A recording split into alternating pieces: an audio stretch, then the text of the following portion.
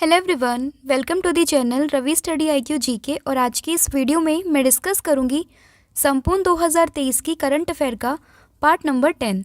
देखिए, मैंने आपके साथ ये सीरीज शुरू करी थी जिसमें मैं पूरा 2023 ये कवर करने वाली थी और इन टोटल 2400 क्वेश्चंस को मैं डिस्कस करने वाली थी। तो उसी सीरीज़ में आज पार्ट नंबर 10 मैं डिस्कस करने वाली हूँ और इससे पहले 9 पार्ट मैं ऑलरेडी अपलोड कर चुकी हूँ। तो ये पूरी वीडियो आपके एग्ज़ाम के पॉइंट ऑफ व्यू से इम्पॉर्टेंट होने वाली है और अगर आप ये पूरी सीरीज़ देख लेते हैं तो 2023 का जितना भी इम्पॉर्टेंट अपडेट है रिलेटेड टू करंट अफेयर वो आपका कवर हो जाएगा। तो बिना देरी करे वीडियो को शुरू कर लेते हैं और आज की हमारी वीडियो का पहला प्रश्न है, ICC के हॉल ऑफ फेम में शामिल होने वाली पहली भारतीय महिला क्रिकेटर ये कौन बनी है। देखिए, यहाँ पर बात आई है ICC के हॉल ऑफ फेम में।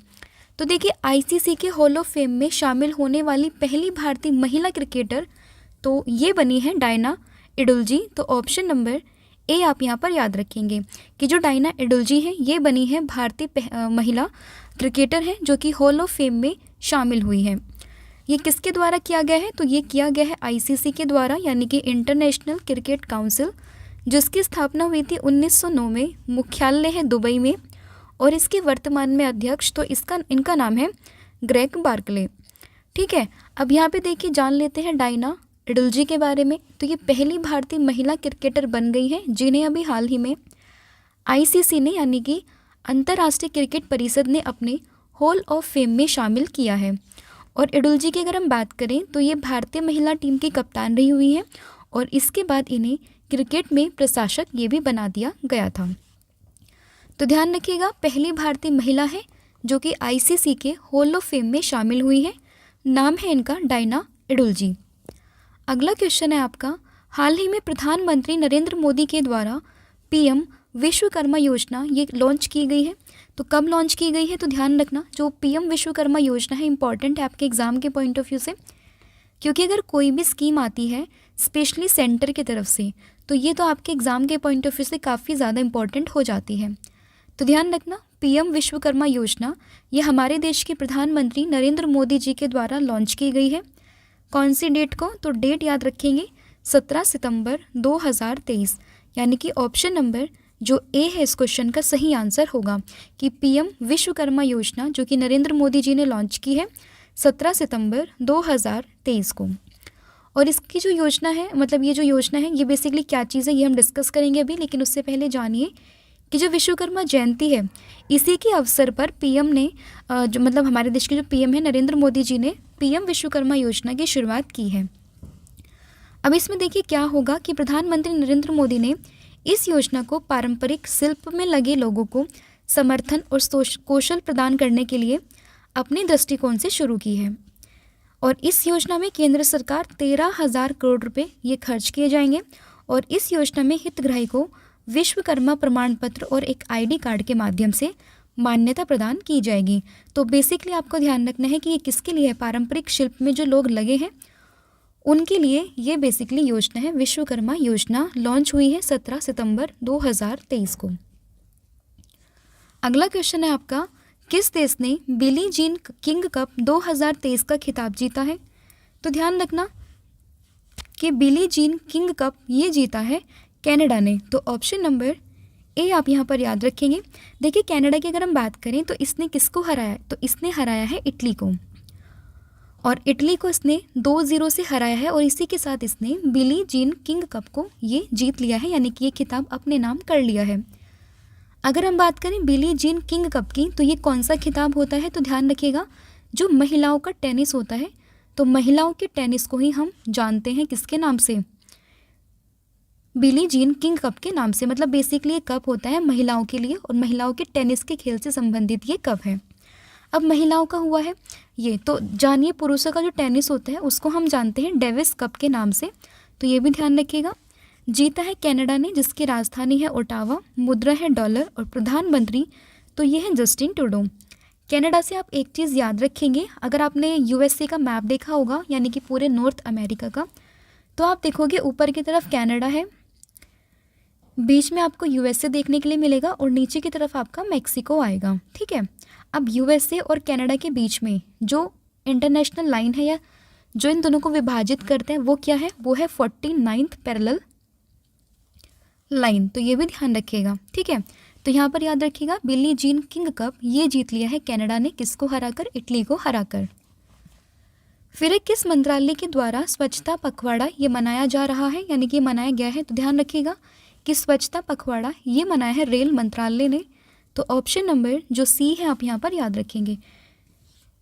देखिए रेल मंत्रालय के द्वारा 16 सितंबर से लेके 30 सितंबर 2023 तक ये पखवाड़ा जो स्वच्छता पखवाड़ा है ये मनाया गया है, और रेल मंत्रालय में इसे महात्मा गांधी जयंती के मद्देनजर रखते हुए 2 अक्टूबर तक बढ़ा दिया गया था। देखिए क्वेश्चन ये आपके लिए मैंने पूरा 2023 कवर किया है, तो ये क्वेश्चन सितंबर का है, तो ये भी ध्यान रखिएगा कि अभी नहीं हुआ है, ये सितंबर की बात है, और इसमें महात्मा गांधी जी की जो जयंती होती है 2 अक्टूबर को, उस तक ये चलाया गया था। और इस वर्ष आवास और शहरी मामलों के मंत्रालय और साथ ही में जल शक्ति मंत्रालयों का संयुक्त अभियान स्वच्छता ही सेवा भी मनाया जा रहा है। तो ध्यान रखिएगा स्वच्छता पखवाड़ा ये किया है रेल मंत्रालय ने, और वहीं बात करें स्वच्छता ही सेवा तो इसमें कंट्रीब्यूशन है आवास और शहरी मामलों के मंत्रालय और साथ ही में जल शक्ति मंत्रालय का। फिर सहारा समूह के संस्थापक कौन थे जिनका हाल ही में निधन हुआ है। देखिए रिसेंटली इनका निधन हुआ है। सहारा आपने देखा होगा इंडियन क्रिकेटर्स की टी शर्ट पे भी पहले ये नाम आता था। तो ध्यान रखिएगा कि सहारा समूह के संस्थापक थे सुब्रत राय, जिनका अभी हाल ही में निधन हो गया है। तो ऑप्शन नंबर ए जो है इस क्वेश्चन का याद रखेंगे। देखिए सहारा समूह के संस्थापक थे और अध्यक्ष थे सुब्रत राय, जिनका 75 वर्ष यानी कि 75 वर्ष की आयु में निधन हुआ है। कहाँ पर, मुंबई में। बेसिकली बिहार के रहने वाले थे और 1978 में इन्होंने सहारा इंडिया परिवार की शुरुआत की थी। फिर हाल ही में किस राज्य के स्वास्थ्य मंत्री जिनका नाम है बलवीर सिंह, इन्होंने मिशन इंसेंटिव इंद्रधनुष 5.0 इसका उद्घाटन किया है। तो ध्यान रखिएगा ये किया है पंजाब ने। तो ऑप्शन नंबर ए आप यहाँ पर याद रखेंगे। देखिए पंजाब के स्वास्थ्य मंत्री हैं बलवीर सिंह ने मिशन इंसेंटिव इंद्रधनुष 5.0 या 5.0 इसका उद्घाटन ये पंजाब के मोहाली में doctor BR Ambedkar medical college में किया है। तो किया है पंजाब ने। जान लेते हैं राजधानी जो कि है चंडीगढ़, मुख्यमंत्री हैं भगवंत मान और राज्यपाल तो ये है बनवारी लाल पुरोहित। तो ये भी ध्यान रखिएगा। इसके बाद नेक्स्ट क्वेश्चन है कि समान नागरिक संहिता अपनाने वाला भारतीय राज्य ये कौन सा बना है। तो ध्यान रखिएगा समान नागरिक संहिता यानी कि यूनिफॉर्म सिविल कोड जिसे हम UCC भी कहते हैं, इसे अपनाने वाला भारतीय राज्य ये बना है अभी हाल ही में उत्तराखंड। तो ऑप्शन नंबर ए आप यहाँ पर याद रखेंगे।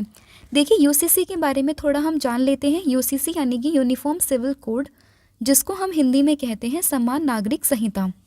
अब देखिए ये बेसिकली जो हमारा संविधान है, संविधान के भाग 4 में जो आपको DPSP देखने के लिए मिलेंगे यानी कि directive principle of state policy, जिसको आप हिंदी में कहते हैं राज्य के नीति निदेशक सिद्धांत, उसके आर्टिकल नंबर 44 में इसका जिक्र किया गया है।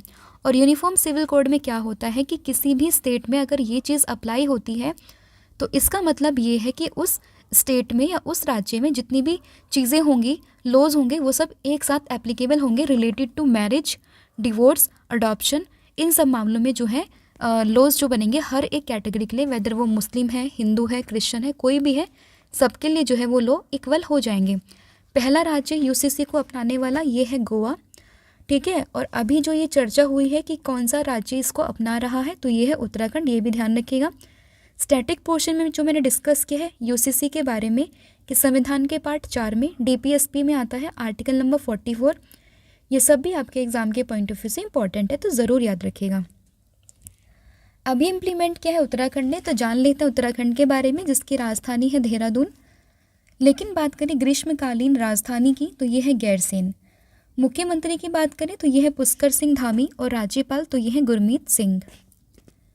फिर आपका अगला क्वेश्चन है हाल ही में किस राज्य सरकार ने फुटबॉल के विकास के लिए स्पेन की ला लीगा के साथ में समझौता ज्ञापन पर हस्ताक्षर किए हैं। तो यहाँ पर देखिएगा कि ये राज्य सरकार की बात हुई है कि किस भारतीय राज्य सरकार ने फुटबॉल के विकास के लिए अपने राज्य में स्पेन की ला लीगा के साथ समझौता किया है। तो ध्यान रखिएगा इसका सही आंसर है वेस्ट बंगाल यानी कि पश्चिम बंगाल। तो ऑप्शन नंबर बी आप यहाँ पर याद रखेंगे। देखिए पश्चिम बंगाल सरकार ने Liga national D football professional ने आपसी सहमति से या आपसी सहयोग के साथ आप कहें तो इसके माध्यम से भारत और स्पेन में फुटबॉल के जो खेल को बढ़ावा देने के लिए एक समझौते पर हस्ताक्षर किए हैं और इस सहयोग के हिस्से के रूप में पश्चिम बंगाल में एक नई फुटबॉल एकेडमी स्थापित की जाएगी। और पश्चिम बंगाल सरकार की बात करें तो लाल लीगा के बीच में समझौता ज्ञापन का उद्देश्य है बेसिकली फुटबॉल को उत्साही प्रशंसकों के करीबी लाना और इतिहास बनाना। देखिए, अगर आप देखोगे कि जितना भी वर्ल्ड में हम गेम्स खेलते हैं तो सबसे ज़्यादा पॉपुलर और सबसे ज़्यादा जो फेमस गेम है वो क्रिकेट नहीं है, ध्यान रखिएगा, ये फुटबॉल है। फुटबॉल का जो करेज है, फुटबॉल की जो फ़ैन फॉलोइंग्स है वो बहुत बड़ी मात्रा में आपको देखने के लिए मिलेगी और सबसे ज़्यादा देखे जाने वाला गेम्स वो यही है, फुटबॉल। उसके बाद फिर आता है क्रिकेट। तो ये भी ध्यान रखिएगा कि फुटबॉल जो है ला लीगा ये स्पेन की कंपनी है और इसने समझौता किया है पश्चिम बंगाल के साथ में। फिर है voice of global south summit के दूसरे संस्करण की मेजबानी ये कौन सा देश करेगा? तो ध्यान रखना कि voice of global south summit के दूसरे संस्करण की मेजबानी ये कर रहा है अपना देश भारत।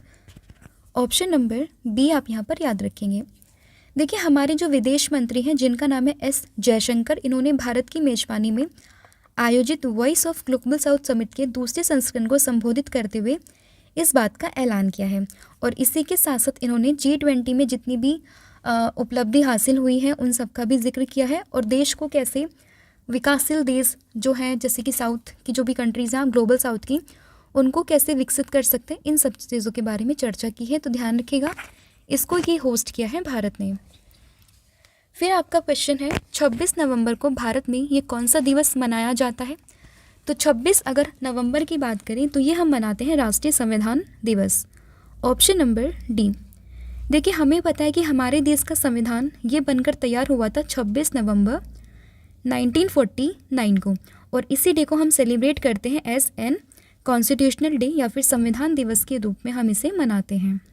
देखिए, संविधान बनकर तो तैयार हुआ था 26 नवंबर को, लेकिन हमने इसको सेलिब्रेट किया या फिर आप कहीं लागू किया 26 जनवरी 1950 से और इसीलिए हर साल 26 जनवरी को हम मनाते हैं रिपब्लिक डे। तो ये भी ध्यान रखिएगा। तो ये है कि 26 नवंबर को भारत में कौन सा दिवस मनाया गया? तो ये है आपका राष्ट्रीय संविधान दिवस। Option number D. फिर एक ग्लोबल ट्यूबरक्लोसिस रिपोर्ट 2023 ये किस संस्था के द्वारा जारी की गई है? तो ध्यान रखिएगा, ग्लोबल ट्यूबरक्लोसिस रिपोर्ट है यानी कि ग्लोबल टीबी रिपोर्ट ये रिलीज़ की गई है विश्व स्वास्थ्य संगठन के द्वारा। तो ऑप्शन नंबर जो बी है आपका यहाँ पर सही हो जाएगा कि विश्व स्वास्थ्य संगठन यानी कि WHO ने अभी हाल ही में ग्लोबल ट्यूबरक्लोसिस रिपोर्ट इसको इशू किया है या फिर इसको जारी किया है। तो ऑप्शन नंबर बी आप यहाँ पर याद रखेंगे।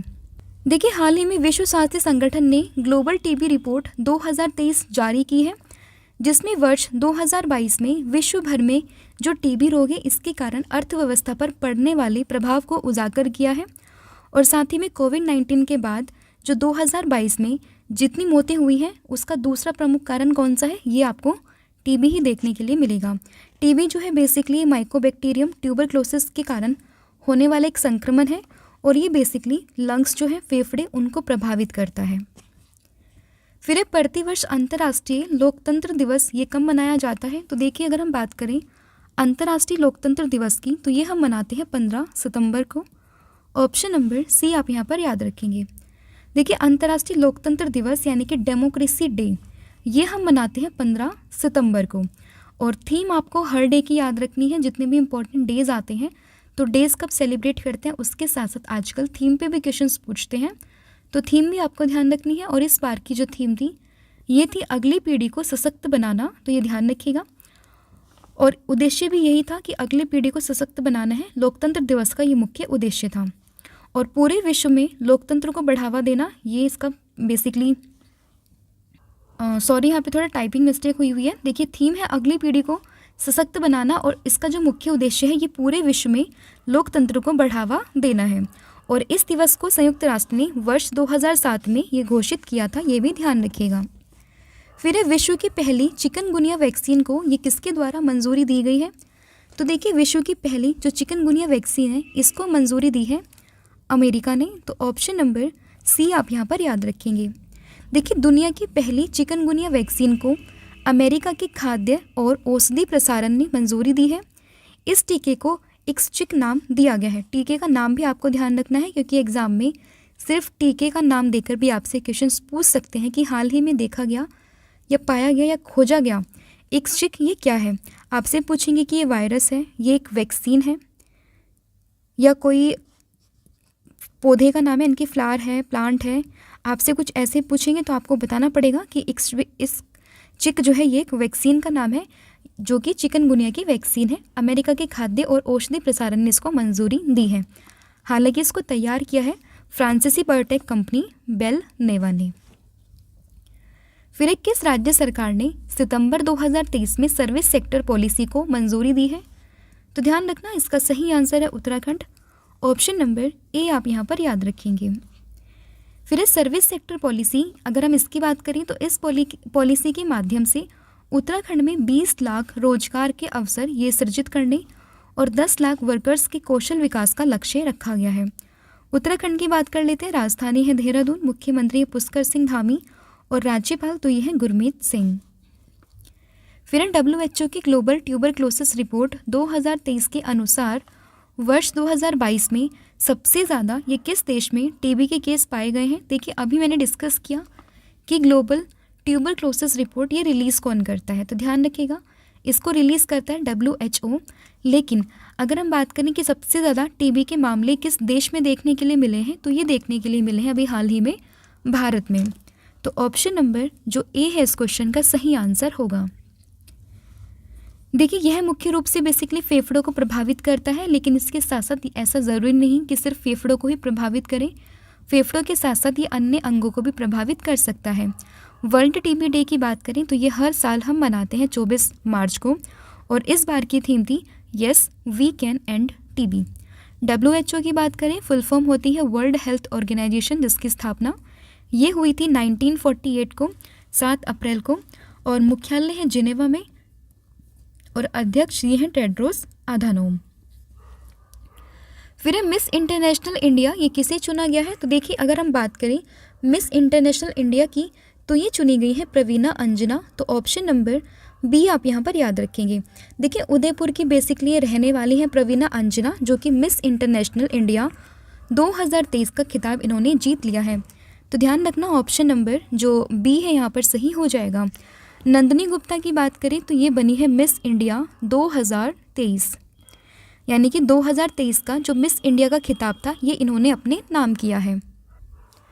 तो देखिए, उदयपुर की रहने वाली है प्रवीणा अंजना, जिन्हें मिस इंटरनेशनल इंडिया अवार्ड ये मिला है। बेसिकली 23 वर्षीय हैं, ये पेशे से चार्टर्ड अकाउंटेंट है, और मिस इंडिया ये मैं बता चुकी हूँ किसे मिला है, नंदिनी गुप्ता को। फिर आता है आपका अगला क्वेश्चन, जो कि है हाल ही में ICC ने किस देश के क्रिकेट बोर्ड को सस्पेंड कर दिया है? तो ध्यान रखिएगा, अभी हाल ही में श्रीलंका का जो क्रिकेट बोर्ड है इसको ICC ने सस्पेंड कर दिया है। तो ऑप्शन नंबर सी आप यहाँ पर याद रखेंगे। फिर विश्व पर्यटन बाजार का आयोजन ये कहाँ किया गया है? तो अगर हम बात करें वर्ल्ड टूरिज्म मार्केट की, यानी कि विश्व पर्यटन बाजार की, तो इसका आयोजन ये हुआ है लंदन में।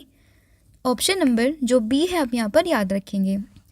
देखिए, विश्व पर्यटन बाजार की बात करें तो नवंबर 2023 में इसका आयोजन ये हुआ है लंदन में, और इस आयोजन में भारत की ओर से केंद्रीय पर्यटन मंत्रालय ने हिस्सा लिया है, और लंदन में अतुल्य भारत मंडप इसका उद्घाटन किया गया, और इस अतुल्य भारत की थीम ये रखी गई है विजिट इंडिया ईयर 2023। फिर है अक्टूबर 2023 के लिए ICC player of the month ये किसे चुना गया है? तो देखिए, अगर हम बात करें ICC के प्लेयर ऑफ द मंथ की, और मंथ कौन सा, अक्टूबर का, यानी कि अक्टूबर के मंथ में ICC के द्वारा प्लेयर ऑफ द मंथ ये कौन चुने गए हैं? तो ये हैं 2 व्यक्ति, एक है इसमें मेल कैटेगरी में और एक है यहाँ पर फीमेल कैटेगरी। तो मेल कैटेगरी में मिला है न्यूजीलैंड के रचिन रविंद्र को, और अगर हम बात करें फीमेल कैटेगरी की तो ये मिला है हेले मैथ्यूज़ को, जो कि बिलोंग करती हैं वेस्ट इंडीज़ से। तो ऑप्शन नंबर डी आप यहाँ पर याद रखेंगे कि रचिन रविंद्र ये है मेल कैटेगरी से, और हेले मैथ्यूज़ ये है फीमेल की कैटेगरी से। ये देखिए, हाल ही में रचिन रविंद्र जो कि न्यूजीलैंड से हैं और हेले मैथ्यूज़ जो कि वेस्ट इंडीज़ से हैं, इन्हें अक्टूबर 2023 के लिए ICC player of the month ये चुना गया है। ICC की बात अगर हम करें, इसकी फुल फॉर्म होती है इंटरनेशनल क्रिकेट काउंसिल, जिसकी स्थापना हुई थी 1909 में। मुख्यालय है इसका दुबई में, और अध्यक्ष तो ये हैं ग्रेग बार्कले। फिर है बोटेनिकल सर्वे ऑफ इंडिया यानी कि BSI ने किस राज्य में एपिफाइटिक पौधे की एक नई प्रजाति जिसका नाम है लिसियोनोटस इसकी खोज की है। तो ध्यान रखिएगा कि बोटेनिकल सर्वे ऑफ इंडिया यानी कि BSI ने अभी हाल ही में एक एपिफाइटिक प्लांट जिसका नाम है लिसियोनोटस इसकी खोज की है। ये कहाँ पर की है? तो ये की है अरुणाचल प्रदेश में। ऑप्शन नंबर बी आप यहाँ पर याद रखेंगे। देखिए बोटेनिकल सर्वे ऑफ इंडिया इसने अभी यहाँ के जो वैज्ञानिक हैं इन्होंने एक एपिफाइटिक पौधे को यानी कि जिसका नाम है लिसियोनोटस नाम चोमी की एक नई प्रजाति की खोज की है और इसका नाम ये रखा गया है लिसियोनोटस। और कहाँ पर मिला है? तो ये अरुणाचल प्रदेश का जो पक्के किसांग जिला है यहाँ पर देखने के लिए मिला है। अब ये ढूंढा है किसने? BSI ने यानी कि बोटेनिकल सर्वे ऑफ इंडिया ने। तो इसके बारे में हम थोड़ा जान लेते हैं ये क्या है। तो इसकी स्थापना हुई थी 13 फरवरी 1890 में और मुख्यालय तो ये है इसका कोलकाता में। फिर हाल ही में शिक्षा के क्षेत्र में लाइफ टाइम अचीवमेंट पुरस्कार से किसे सम्मानित किया गया है? तो ध्यान रखिएगा कि शिक्षा के क्षेत्र में लाइफ टाइम अचीवमेंट अवार्ड ये मिला है नज़मा अख्तर को यानी कि ऑप्शन नंबर डी आपका यहाँ पर सही हो जाएगा। देखिए बेसिकली जो जामिया मिलिया इस्लामिया है उसकी कुलपति प्रोफेसर है नज़मा अख्तर। इन्हें अभी हाल ही में लाइफ टाइम अचीवमेंट पुरस्कार ये दिया गया है। तो लिखा है यहाँ पर कि जामिया मिलिया इस्लामिया की कुलपति प्रोफेसर नज़मा अख्तर को शिक्षा के क्षेत्र में लाइफ टाइम अचीवमेंट पुरस्कार से सम्मानित किया गया है। नज़मा अख्तर की बात करें तो उनके शिक्षा को रोज़गार से जोड़ने के लिए महान प्रयासों के लिए इन्हें यह अवार्ड दिया गया है। नज़मा अख्तर की बात करें तो इन्हीं के नेतृत्व में जामिया मिलिया इस्लामिया ने लगातार 2 वर्षों तक विश्वविद्यालय श्रेणी में राष्ट्रीय संस्थागत रैंकिंग फ्रेमवर्क यानी कि जो NIRF होता है इस रैंकिंग में तीसरा स्थान ये हासिल किया है लगातार 2 बार। फिर है मास्टर कार्ड इंडिया के नए चेयरमैन कौन बने हैं? तो देखिए मास्टर कार्ड इंडिया की बात करें तो इसके नए चेयरमैन ये बने हैं Rajneesh Kumar. Option number B आप यहाँ पर याद रखेंगे। देखिए मास्टर कार्ड इंडिया ने रजनीश कुमार को चेयरमैन नियुक्त किया है और रजनीश कुमार की बात करें तो पहले SBI यानी कि जो स्टेट बैंक ऑफ इंडिया है उसके चेयरमैन भी रह चुके हैं। और मास्टर कार्ड की बात करें तो दुनिया भर में दूसरा सबसे बड़ा भुगतान प्रसंस्करण निगम है और इसका मुख्यालय आपको देखने के लिए मिलेगा अमेरिका में। फिर है silver conversation from margin to the centre tribal art exhibition. इसका आयोजन ये कहाँ किया गया है या फिर कहाँ किया गया? इसका जो आयोजन है ये किया गया है आपका दिल्ली में। ऑप्शन नंबर बी आप यहाँ पर याद रखेंगे। क्या है ये? Silent conservation from margin to the centre tribal art exhibition. कहाँ पर हुआ है? दिल्ली में हुआ है, ध्यान रखिएगा। और इसमें बेसिकली जो आदिवासी कला प्रदर्शनी है उसका यहाँ पर आयोजन होता है। नवंबर में ये हुआ है नई दिल्ली में, ध्यान रखिएगा। और इसमें जो आयोजन है वो राष्ट्रीय बाघ संरक्षण प्राधिकरण और सांकला फाउंडेशन के द्वारा जॉइंट रूप से यानी कि संयुक्त रूप से ये किया गया था। और इसका उद्घाटन ये किया है राष्ट्रपति जी ने जिनका नाम है द्रौपदी मुर्मू, ये भी ध्यान रखिएगा। फिर भारत की सबसे बड़ी शीत तेल उत्पादन सेवा ये किस राज्य में उपयोग की गई है? तो देखिए अगर हम बात करें the largest cold oil production facility तो ये अभी यूज़ की गई है गुजरात में। ऑप्शन नंबर ए आप यहाँ पर याद रखेंगे। देखिए गुजरात की बात करें तो भारत की सबसे बड़ी शीत तेल उत्पादन संयंत्र की स्थापना ये की जाएगी और इस संयंत्र की स्थापना ये भारत बोटेनिक्स के द्वारा की जाएगी। फिर किस राज्य ने मुख्यमंत्री लाडली बहना आवास योजना इसके शुभारंभ किया है? तो देखिए अगर हम बात करें मुख्यमंत्री लाडली बहना आवास योजना का शुभारंभ तो ये क्या है? मध्य प्रदेश सरकार ने। ऑप्शन नंबर ए आप यहाँ पर याद रखेंगे। फिर टाइम 100 सूची में शामिल होने वाली एकमात्र भारतीय कंपनी ये कौन सी है? तो देखिए टाइम 100 सूची में शामिल होने वाली भारत की एकमात्र कंपनी तो यह इन्फोसिस। ऑप्शन नंबर डी आप यहाँ पर याद रखेंगे। देखिए इन्फोसिस की बात करें तो विश्व की सर्वश्रेष्ठ कंपनियों की शीर्ष 100 रैंकिंग जो जारी हुई है तो उसमें जगह बनाने वाली एकमात्र भारतीय कंपनी ये है कौन सी? इन्फोसिस। और इसने 88.38 के प्रभावशाली समग्र स्कोर के साथ में 64वें स्थान पर ये रही है, ध्यान रखिएगा। और NR नारायण मूर्ति सहित 4 इंजीनियर्स के द्वारा 1981 में स्थापित इन्फोसिस राजस्व के मामले में भारत की दूसरी सबसे बड़ी IT कंपनी बन गई है। और अगर हम बात करें इस सूची में टॉप पर कौन कौन सी वो कंपनीज़ है तो सबसे ऊपर आएगी माइक्रोसॉफ्ट, फिर आएगी एप्पल एंड देन अल्फ़ाबेट जो कि गूगल का मालिक है। फिर है कौन सा देश आधिकारिक तौर पर यूरोपीय सशस्त्र सेनाओं की संधि में बाहर आया है। तो ध्यान रखिएगा कि अभी ऑफिशियल तरीके से जो treaty of European armed force है उससे बाहर आ चुका है कौन, रशिया। तो ऑप्शन नंबर डी आप यहाँ पर याद रखेंगे कि जो रशिया है वो ऑफिशियली जो है वो treaty of European armed force से बाहर आ चुका है। देखिए बर्लिन की दीवार की आपने स्टोरी सुनी होगी अपनी वर्ल्ड हिस्ट्री में। तो उसी में क्या हुआ था कि जब बर्लिन की दीवार को गिरा दिया गया था तो उसके गिरने के बाद 1990 में एक साइन हुए और CFE का उद्देश्य ये बेसिकली पारंपरिक हथियारों को सीमित करना और शीत युद्ध यानी कि जो कोल्ड वॉर होता है उसके प्रतिद्वंदियों के बीच में सेनाओं के तेजी के निर्माण से मतलब उसके निर्माण को रोकना। और इसका उद्देश्य है बेसिकली जो शीत युद्ध है यानी कि जो कोल्ड वॉर होती है उसके प्रतिद्वंदी को एक ऐसी ताकतें बनाने से रोकना था जिनका इस्तेमाल तेज़ी से हमले में किया जा सके। फिर किस मंत्रालय ने व्यापक डिजिटल विज्ञापन नीति 2023 को स्वीकृति दी है। तो ये दी है अभी हाल ही में किसने, सूचना एवं प्रसारण मंत्रालय। ऑप्शन नंबर जो ए है आपका यहाँ पर सही हो जाएगा। फिर आपका क्वेश्चन आता है नेक्स्ट कि हाल ही में हॉट बैलून प्रोजेक्ट ये किसके द्वारा शुरू किया गया। तो हॉट बैलून प्रोजेक्ट इसकी शुरुआत ये की है हरियाणा सरकार ने और इसका बेसिकली पर्पज है टूरिज़्म को बढ़ावा देना यानी कि जो पर्यटन है उसको बढ़ावा देना। और इसीलिए हरियाणा सरकार ने ये शुरू किया है हॉट बैलून प्रोजेक्ट। कहाँ पर, हरियाणा में, ये भी ध्यान रखिएगा। और कब हुआ है, नवंबर की ये बात है, नवंबर में ही इसको लॉन्च किया गया है। हरियाणा की बात करें, राजधानी है चंडीगढ़, मुख्यमंत्री है मनोहर लाल खट्टर और राज्यपाल तो ये है भंडारू दत्तात्रेय। अगला आपका क्वेश्चन है हाल ही में किस देश के द्वारा वाइट हाइड्रोजन ये खोजी गई है। तो देखिए वाइट हाइड्रोजन की बात करें तो इसकी खोज ये की गई है फ्रांस के द्वारा। तो ऑप्शन नंबर जो बी है आप यहाँ पर याद रखेंगे। देखिए वाइट हाइड्रोजन कुछ अलग चीज़ नहीं है, बेसिकली जो एक नॉर्मल हाइड्रोजन होता है उसी का ही एक ये हिस्सा है, उसी का एक टाइप है। हाइड्रोजन की बात करें तो हमारी पीरियोडिक टेबल का जो सबसे पहला एलिमेंट आपको देखने के लिए मिलेगा ये आपको हाइड्रोजन ही देखने के लिए मिलेगा। हालांकि इसकी जो पोजीशन है वो फिक्स नहीं है, काफ़ी अनस्टेबल एलिमेंट है, किधर भी भागता रहता है, कभी इधर की प्रॉपर्टी को शो करेगा कभी इधर की प्रॉपर्टीज़ को शो करेगा। तो इसीलिए इसको हमने पहले नंबर पर रख दिया है। नाम है इसका हाइड्रोजन जिसका एटॉमिक नंबर होता है 1 और इसके 3 आइसोटॉप्स होते हैं यानी कि समस्थानिक ये होते हैं 3, जिसमें हम बात करेंगे प्रोटियम की, फिर आएगा ड्यूटीरियम और उसके बाद आएगा ट्राइटियम।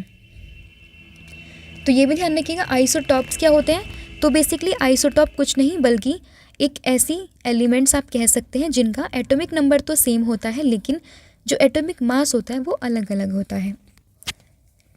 तो देखिए वाइट हाइड्रोजन की खोज ये की है फ्रांस ने। तो ऑप्शन नंबर बी आप यहाँ पर याद रखेंगे।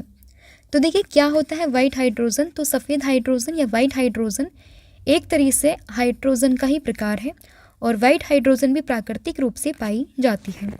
फ्रांस ने इसको खोजा है। तो राजधानी जान लेते हैं फ्रांस की जो कि है पेरिस और यहाँ की करेंसी तो ये है यूरो। फिर अगला क्वेश्चन आपका आएगा। फिर आपका क्वेश्चन है किस देश की महिला क्रिकेटर जिनका नाम है मेन लैनिंग, इन्होंने अंतर्राष्ट्रीय क्रिकेट से संन्यास लेने की घोषणा की है। तो इसका सही आंसर है ऑस्ट्रेलिया। ऑप्शन नंबर ए आप यहाँ पर याद रखेंगे। फिर है हाल ही में यूनेस्को की वर्ल्ड हेरिटेज साइट में शामिल 41वां भारतीय स्थल ये कौन सा बना है। तो ध्यान रखना कि यूनेस्को के द्वारा वर्ल्ड हेरिटेज साइट में शामिल होने वाला 41वां भारतीय स्थल ये बन गया है Shanti Niketan. Option number B. देखिए विश्व धरोहर समिति के 45वें सत्र के दौरान शांति निकेतन को सूची में शामिल किया गया और इसी के साथ अभी ये 41वें नंबर का है और 42वें नंबर का एक और जुड़ा है और टोटल अब हो चुके हैं भारत में 42 विश्व धरोहर स्थल, ये भी ध्यान रखिएगा। और इस बार का जो 45वां सत्र है ये कहाँ हो रहा है, ये हो रहा है सऊदी अरब में। शांति निकेतन की बात करें तो 1901 में इसकी स्थापना हुई थी। जो नोबेल पुरस्कार विजेता थे रविंद्रनाथ टैगोर, इनके पिता महर्षि देवेंद्रनाथ टैगोर ने इसकी स्थापना की थी। शांति निकेतन की बात करें तो भारत में 41वां यूनेस्को विश्व धरोहर स्थल ये बन गया है। फिर हाल ही में एशिया कप 2023 ये किसने जीता है। तो ये जीता है भारत ने। भारत ने बेसिकली श्रीलंका को हराया था 10 विकेट से और ये जीता था एशिया कप पुरुष 2023। इसमें मैन ऑफ द मैच ये थे Mohammed Siraj, man of the series तो ये थे कुलदीप यादव, और सर्वश्रेष्ठ कैच तो ये लिया था रविंद्र जडेजा ने। अगला आपका क्वेश्चन है, चर्चा में रहा लॉस एंड डैमेज फंड, ये किससे संबंधित है? तो लॉस एंड डैमेज फंड की बात करें तो इसका संबंध है जलवायु परिवर्तन यानी कि क्लाइमेट चेंज से। ऑप्शन नंबर सी आप यहाँ पर याद रखेंगे। देखिए, इस फंड का उद्देश्य जलवायु परिवर्तन के प्रभावों के कारण समुदाय, देश और पारिस्थितिकी तंत्र को हुई हानि की पहचान करना और उसकी क्षतिपूर्ति करना, यह है बेसिकली इसका उद्देश्य लॉस एंड डैमेज फंड का, जिसका संबंध है जलवायु परिवर्तन से। अगला आपका क्वेश्चन आएगा कि उत्तराखंड में रंजना देसाई कमेटी का संबंध ये किससे है? देखिए, उत्तराखंड के बारे में स्टार्टिंग में ही मैंने आपको बताया था कि यूसीसी को अपनाने वाला ये अभी भारतीय राज्य बन गया है। तो उसी की रिकमेंडेशन किसके द्वारा दी गई थी? तो ये थी रंजना देसाई कमेटी, यानी कि इनका संबंध है समान नागरिक संहिता, यानी कि ऑप्शन नंबर बी आप यहाँ पर याद रखेंगे। देखिए, रंजना देसाई कमेटी ये उत्तराखंड में समान नागरिक संहिता यानी कि जो यूसीसी है इससे संबंधित है, और ये बेसिकली रिटायर्ड जज है, याद रखिएगा, और इन्होंने ही उत्तराखंड के लिए जो यूसीसी है उसका ड्राफ्ट तैयार किया है। फिर नए संसद भवन पर पहली बार किसने तिरंगा फहराया? तो ध्यान रखना, ये तिरंगा फहराया है हमारे देश के जो उपराष्ट्रपति हैं जिनका नाम है जगदीप धनखड़, उनके द्वारा ये जो तिरंगा है ये फहराया गया था पहली बार नए संसद भवन पर। तो ऑप्शन नंबर डी आप यहाँ पर याद रखेंगे। इसकी कुछ डिटेल हम जान लेते हैं कि संसद की जो नई बिल्डिंग है इस पर पहली बार 17 सितंबर को तिरंगा फहराया गया, और उपराष्ट्रपति जगदीप धनखड़ ने संसद भवन के गजदार पर यह ध्वजारोहण किया है। बेसिकली ध्यान रखिएगा कि जो फ्लैग कोड ऑफ इंडिया के अनुसार तिरंगा फहराने की प्रक्रिया के बाद में ही सरकारी इमारत पर जो है वो दर्जा मिलता है। प्रधानमंत्री मोदी ने 28 मई को नए संसद भवन का उद्घाटन किया था, और इसके वास्तुकार हैं विमल पटेल। फिर है देश की सबसे बड़ी एलईडी स्क्रीन, ये किस बिल्डिंग में लगाई गई है? तो ध्यान रखना, ये लगी है यशोभूमि में, ऑप्शन नंबर बी, कहाँ पर? दिल्ली में। फिर आपका अगला प्रश्न है, डायमंड लीग फाइनल्स 2023 में नीरज चोपड़ा ने कौन सा पदक जीता है? तो सही आंसर है सिल्वर, ऑप्शन नंबर बी आप यहाँ पर याद रखेंगे कि जो वर्ल्ड चैंपियन रहे हैं भारतीय जेवलिन थ्रोवर नीरज चोपड़ा ने डायमंड लीग के फाइनल में ये जो है दूसरे स्थान पर रहे हैं, और लास्ट टाइम यानी कि 2022 में इन्होंने गोल्ड मेडल को जीता था। अगर हम बात करें डायमंड लीग फाइनल्स की तो ये कहाँ हुए थे, मतलब इसका आयोजन ये कहाँ हुआ था? तो ये हुआ था यूजीन अमेरिका में, तो ये भी ध्यान रखिएगा। फिर आपका अगला क्वेश्चन आता है कि एशिया और प्रशांत के लिए world organisation for animal health क्षेत्रीय आयोग का 33वां सम्मेलन ये कहाँ आयोजित हुआ है? तो अगेन ये हुआ है नई दिल्ली में, ऑप्शन नंबर ए। ये बेसिकली 13 से 16 नवंबर तक चला है, और कहाँ पर? नई दिल्ली में हुआ है। किसके लिए है? World organisation for animal health, जिसका मुख्यालय है पेरिस में, और स्थापना ये हुई थी 1924 में। फिर आपका अगला क्वेश्चन है, भारत और अमेरिका के बीच में 5वें 2+2 मंत्री जो स्तरीय वार्ता का आयोजन ये कहाँ पर किया गया? तो ये हुआ है दिल्ली में, ऑप्शन नंबर ए आप यहाँ पर याद रखेंगे। देखिए, 5वीं भारत अमेरिका 2+2 वार्ता 2023 इसका आयोजन हुआ है नई दिल्ली में। कब हुआ है? 10 नवंबर को, ध्यान रखिएगा।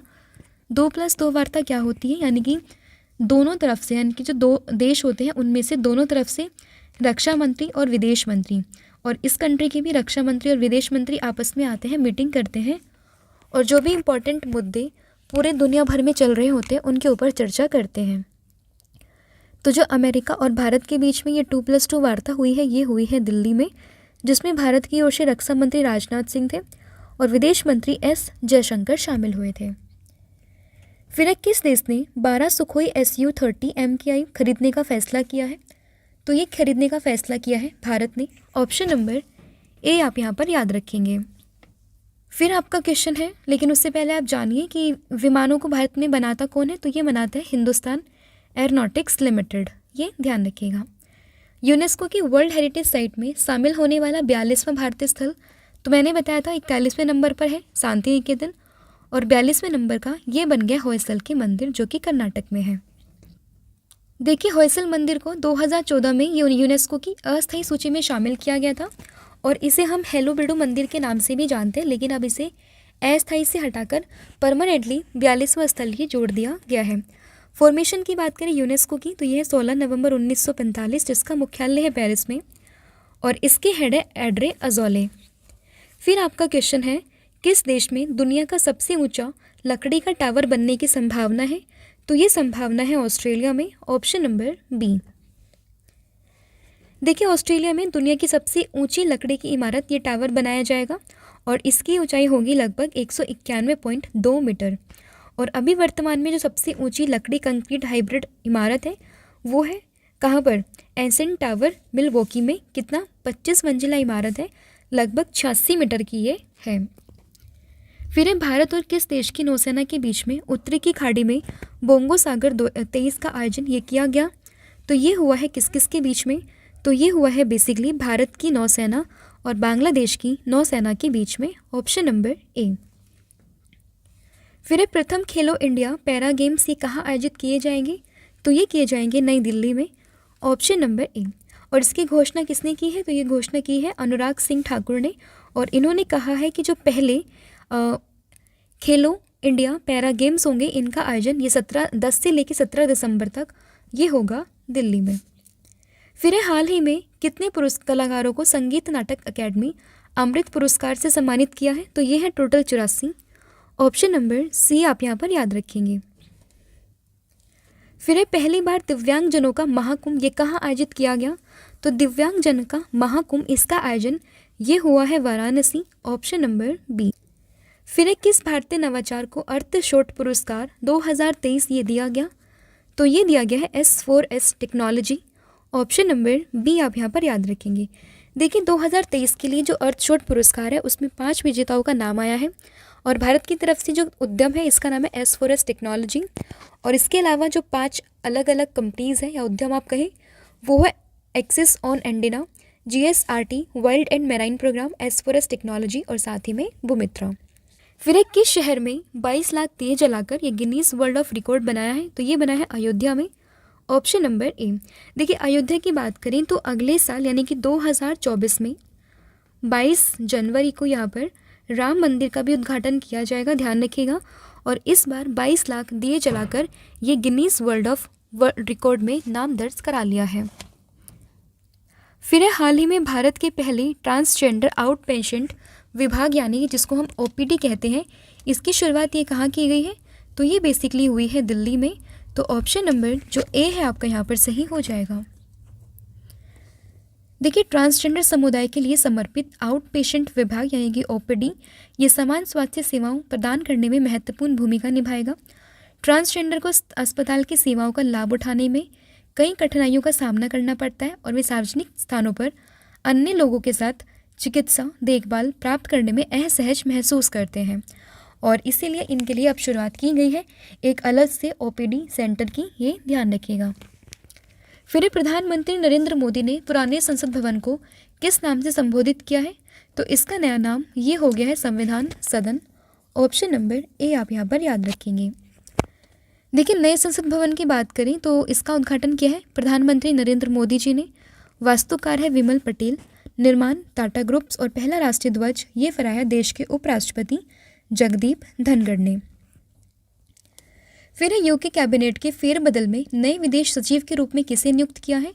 तो ये हुए हैं David Cameron, option number A. देखिए, यूनाइटेड किंगडम के प्रधानमंत्री ऋषि सुनक ने 13 नवंबर को ये अपने जो कैबिनेट है उसमें फेरबदल किया और जो पूर्व प्रधानमंत्री रहे हैं डेविड कैमरून, उन्हें ब्रिटेन का नया विदेश सचिव ये नियुक्त कर दिया है।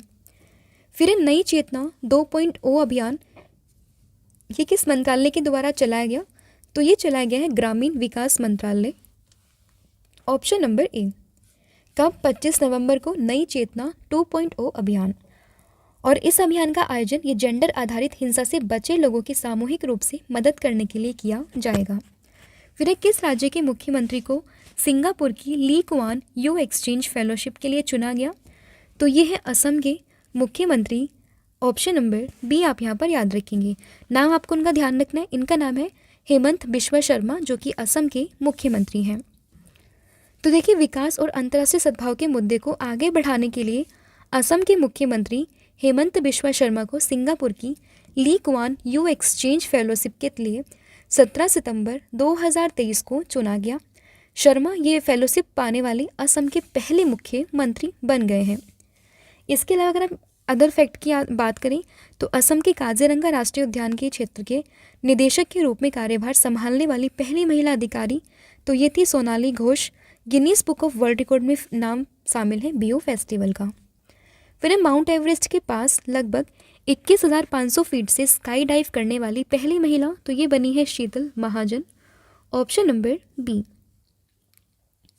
देखिए शीतल महाजन की बात करें तो दुनिया की सबसे ऊंची चोटी माउंट एवरेस्ट के सामने 21,500 फीट की ऊंचाई से हेलीकॉप्टर से छलांग लगाकर इन्होंने ये स्काई डाइव करने वाली पहली महिला बन गई हैं। फिर एक खोल मछली को किस राज्य में राजकीय मछली का दर्जा ये दिया गया है? तो राजकीय मछली का दर्जा ये दिया गया है गुजरात की सरकार ने। Option number B.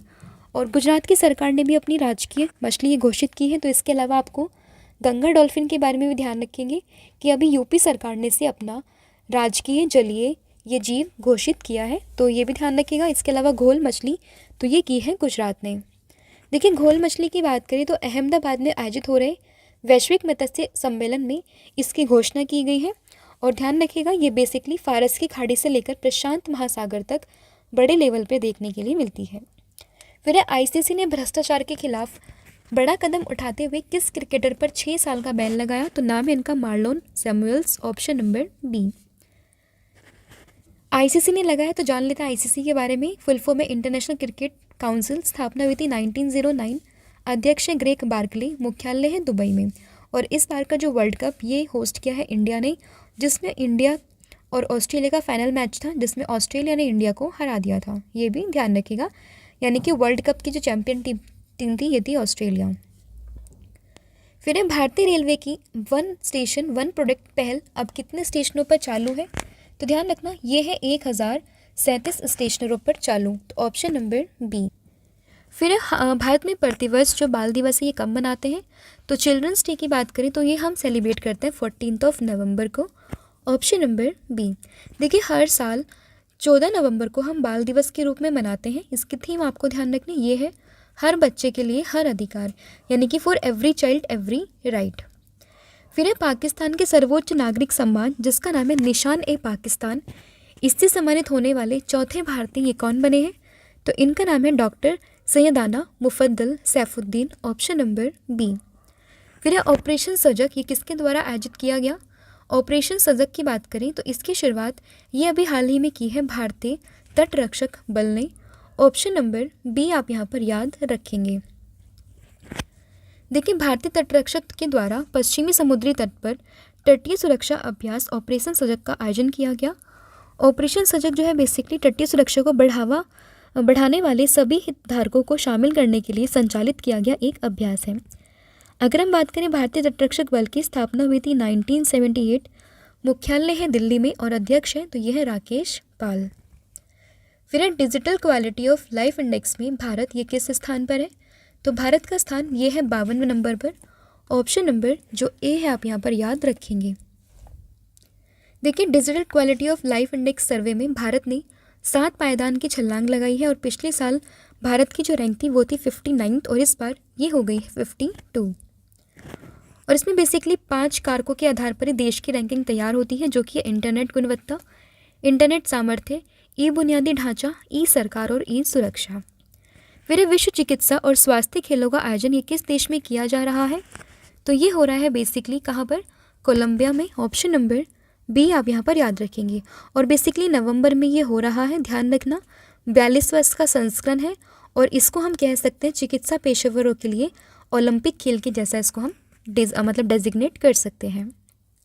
फिर आईना पोर्टल ये किस मंत्रालय के द्वारा शुरू किया गया? आईना पोर्टल की बात करें इसकी शुरुआत की है आवास एवं शहरी कार्य मंत्रालय ने। ऑप्शन नंबर जो डी है आपका यहाँ पर सही हो जाएगा कि आवास और शहरी कार्य मंत्रालय ने ये लॉन्च किया है आईना पोर्टल, तो ध्यान रखिएगा। आईना पोर्टल की बात करें तो देखिए इसकी शुभारंभ मैंने आपको बताया और 5 आधारों पर ये शहर की जानकारी दिखाएगा। जो 5 आधार हैं राजनीतिक और प्रशासनिक, वित्त, योजना, नागरिक केंद्रित शासन और बुनियादी सेवाओं के वितरण से जुड़े संकेतकों के आधार पर यह प्रस्तुत करेगा। फिर है G20 फ्रेमवर्क कार्यकारी समूह की अंतिम बैठक का आयोजन ये कहाँ किया गया है? तो ये हुआ है छत्तीसगढ़ में, और छत्तीसगढ़ में भी कहाँ पर? रायपुर में। तो ऑप्शन नंबर ए जो है वो इस क्वेश्चन का सही आंसर हो जाएगा। G20 की बात करें तो 2022 में होस्ट किया था इंडोनेशिया ने, इस बार होस्टिंग की है भारत ने, और अगले साल ये होस्ट करेगा ब्राज़ील। और अब G20 को ऑफिशियली हम जानते हैं G21 के नाम से, और इसमें कौन सा एक नया मेंबर जुड़ा है? तो ये आपका अफ्रीकन यूनियन। फिर आपका अगला क्वेश्चन है 19वें एशियाई गेम्स का आयोजन ये कहाँ किया गया? तो इनका आयोजन ये हुआ है चाइना में। ऑप्शन नंबर जो सी है आपका यहाँ पर सही हो जाएगा।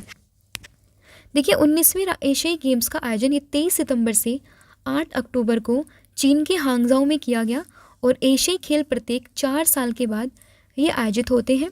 प्रारंभ हुआ था 1951 में, और एशिया खेल ऑर्गेनाइजर तो ये ओलंपिक काउंसिल ऑफ एशिया।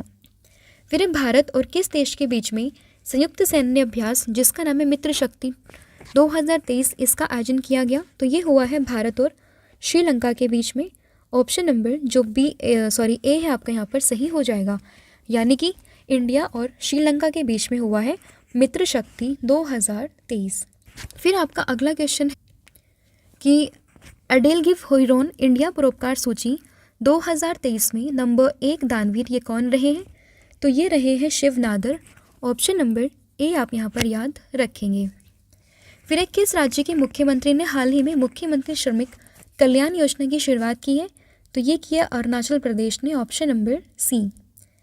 देखिए अरुणाचल प्रदेश की बात करें तो इसके मुख्यमंत्री पेमा खांडू ने श्रमिकों के कल्याण के लिए मुख्यमंत्री श्रमिक कल्याण योजना की शुरुआत की है, और इसका उद्देश्य है राज्य के भीतर श्रम बल को लाभ पहुंचाना।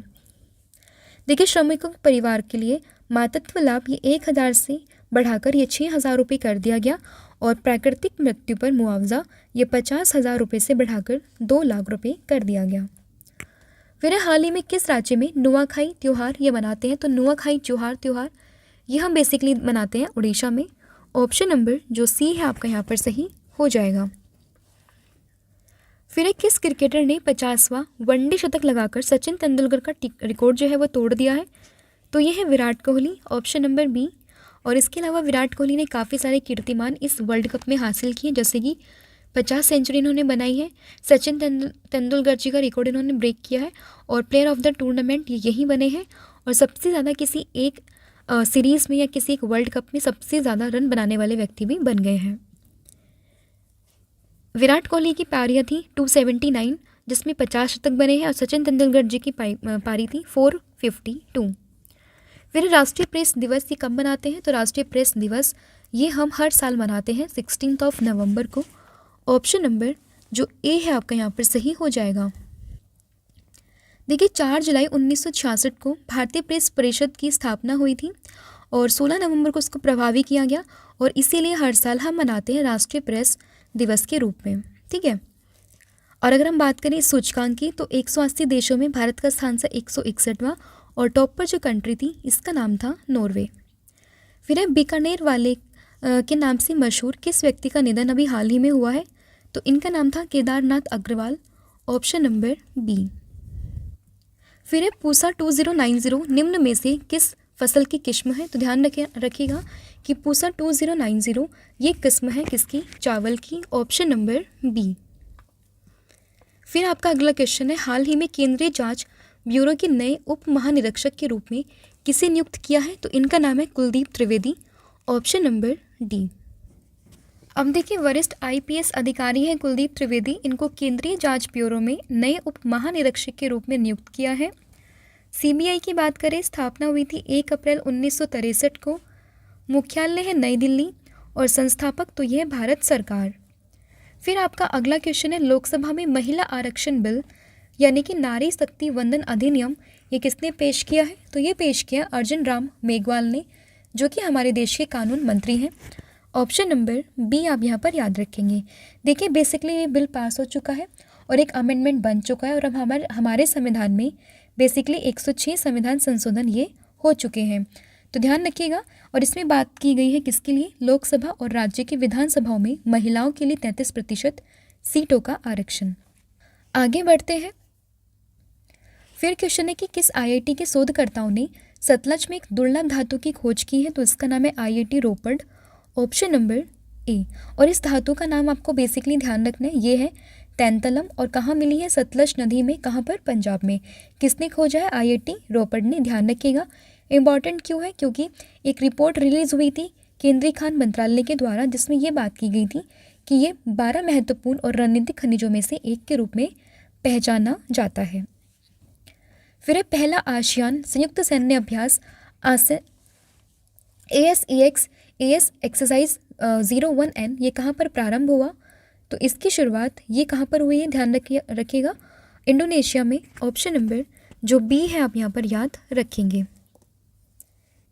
तो देखिए पहला जो आसियान संयुक्त सैन्य अभ्यास था इसका आयोजन हुआ है इंडोनेशिया में, शामिल देश हैं 11।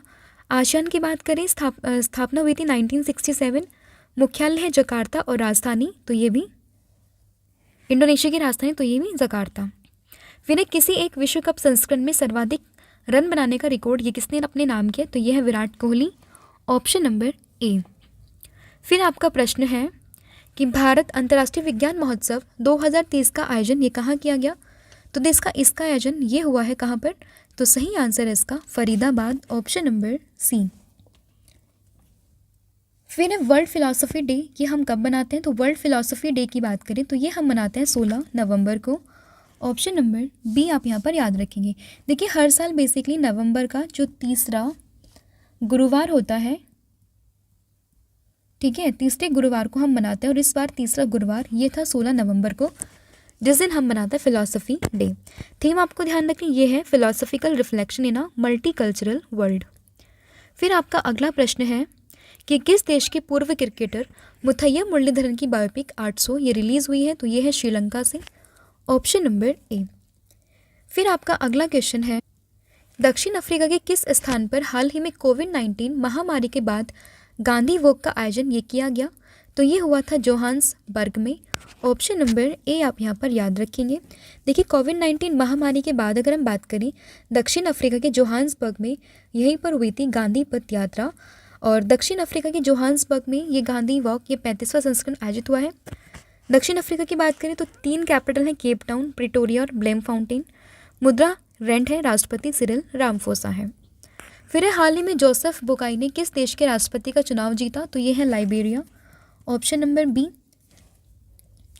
देखिए जोसेफ बोकाई ने अफ्रीकी देश लाइबेरिया के राष्ट्रपति पद के चुनाव को जीत लिया है, और ये जॉर्ज विया की जगह लेंगे। लाइबेरिया की बात करें तो राजधानी है मोनरोविया, मुद्रा है यहाँ की लाइबेरिया डॉलर। फिर आपका अगला क्वेश्चन है भारत की पहली ट्रैफिक लाइट्स फ्री सिटी ये कौन सी बनी है, तो ये बनी है कोटा, ऑप्शन नंबर सी।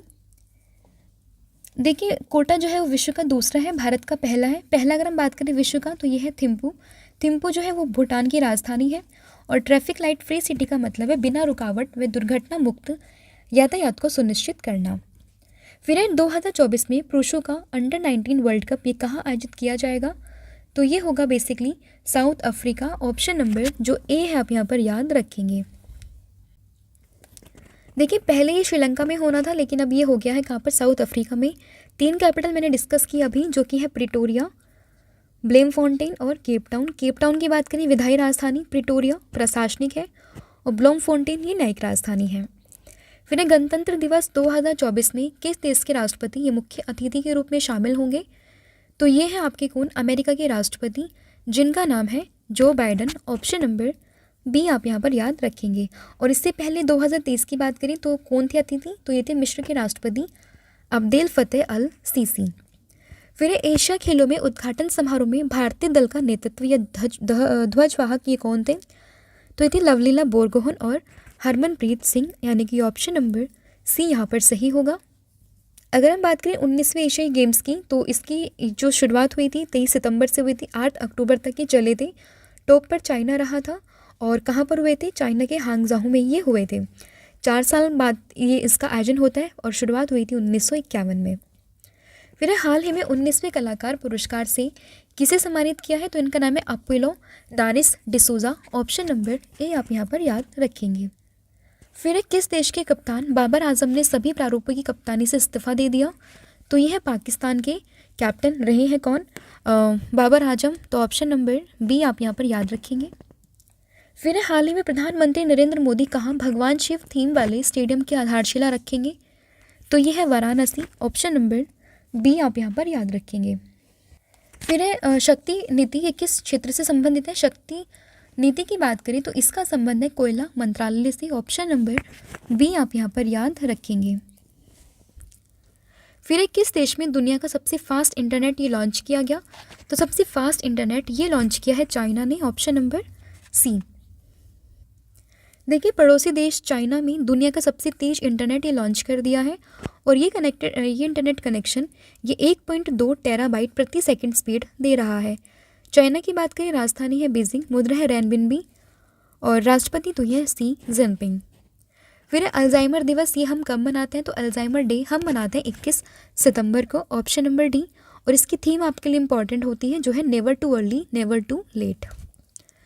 फिर भारतीय मूल के गृह मंत्री को यूनाइटेड किंगडम के प्रधानमंत्री ने बर्खास्त कर दिया गया। इनका नाम क्या है, तो इनका नाम है Suella Braverman. Option number B आप यहाँ पर याद रखेंगे। फिर प्रतिवर्ष अंतर्राष्ट्रीय शांति दिवस ये हम कब मनाते हैं, तो ये हम मनाते हैं 21 सितंबर को। ऑप्शन नंबर सी आप यहाँ पर याद रखेंगे। थीम इसकी भी आपके लिए इंपॉर्टेंट हो जाती है जो कि है शांति के लिए कार्यवाही, वैश्विक लक्ष्यों के लिए हमारी महत्वाकांक्षा। फिर गृह मंत्रालय ने किस राज्य में मैतेई चरमपंथी संगठनों को गैर कानूनी संगठन घोषित किया है, तो ये किया है मणिपुर में। ऑप्शन नंबर सी आप यहाँ पर याद रखेंगे। देखिए अगर हम बात करें तो मणिपुर में सीएम है एन बीरेन सिंह, राज्यपाल है अनसुईया उइके और राजधानी है इम्फाल। और इन्हें गैर कानूनी इसलिए कहा है क्योंकि ये मणिपुर को भारत से अलग करने की बात करते थे और UAPA के तहत इसे गैर कानूनी संगठन ये घोषित कर दिया है। फिर विश्व गैंडा दिवस यानी कि वर्ल्ड राइनो डे ये कब मनाते हैं, तो ये मनाते हैं 22 सितंबर को। Option number A. देखिए हर साल 22 सितंबर को विश्व गैंडा दिवस ही हम मनाते हैं। पहली बार इसकी घोषणा ये WWF ने दक्षिण अफ्रीका के द्वारा की गई थी। अवैध शिकार और वनों की कटाई से गैंडे जो है वो नकारात्मक रूप से प्रभावित होते हैं। फिर उधम सिंह रेलवे स्टेशन का नाम बदलकर शहीद कैप्टन तुषार महाजन रेलवे स्टेशन किया गया। ये कहाँ पर है, तो ये है जम्मू कश्मीर में। Option number D. फिर संयुक्त सैन्य अभ्यास सूर्य किरण भारत और किस देश के बीच में आयोजित किया गया, तो ये किया गया है किस किस के बीच में, भारत और नेपाल के बीच में। Option number D. देखिए भारत और नेपाल की सेनाओं के बीच में 17वें संयुक्त सैन्य अभ्यास सूर्य किरण का आयोजन ये उत्तराखंड के पिथौरागढ़ में किया जा रहा है और इसमें भाग लेने के लिए 334 सैन्य कर्मियों वाली नेपाल सेना की एक टुकड़ी ये भारत पहुंची है और ये अभ्यास 24 नवंबर से 7 दिसंबर 2023 तक चलेगा। कहाँ पर, नेपाल में। राजधानी है काठमांडू, मुद्रा है नेपाली रुपया। इसके प्रेसिडेंट तो यह रामचंद्र पटेल और प्रधानमंत्री तो यह पुष्प कमल दहल। तो देखिए यहाँ पर हमने डिस्कस कर लें सभी इंपॉर्टेंट 100 क्वेश्चंस। होपफुली वीडियो आपको पसंद आई होगी। अब मैं आपसे पूछती हूँ टेस्ट के 2 क्वेश्चन जिसके आंसर आप मुझे कमेंट सेक्शन में दोगे। तो पहला आपका क्वेश्चन है कि वर्ल्ड अंडर-19 जो वर्ल्ड कप है इसका आयोजन कहाँ होगा, पुरुषों का। फिर घोल मछली को किस राज्य में राजकीय मछली का दर्जा दिया गया, इसका भी आंसर आप मुझे कमेंट सेक्शन में दोगे। इसके अलावा 2 PDF है, ये आप परचेज़ कर सकते हैं, लिंक आपको डिस्क्रिप्शन में मिलेगी। इसमें आपको पूरा कंपाइलेशन मिलेगा जनवरी से लेकर नवंबर तक का, हिंदी में होगा। ये आपको इंग्लिश मीडियम के लिए, साथ में ऐसी ही बुक है अक्टूबर तक की अपडेटेड, पूरा उसमें हिंदी मटेरियल है और इसमें पॉलिटी आप ये पढ़ सकते हैं। इसमें पूरा आपका MCQs एंड 1 लाइनर के थ्रू पूरा आपका कवर है क्या, पॉलिटी। तो ये भी आप परचेज़ कर सकते हैं, लिंक आपको डिस्क्रिप्शन में मिल जाएगा। आज के लिए इतना ही है। Thank you so much and have a good day.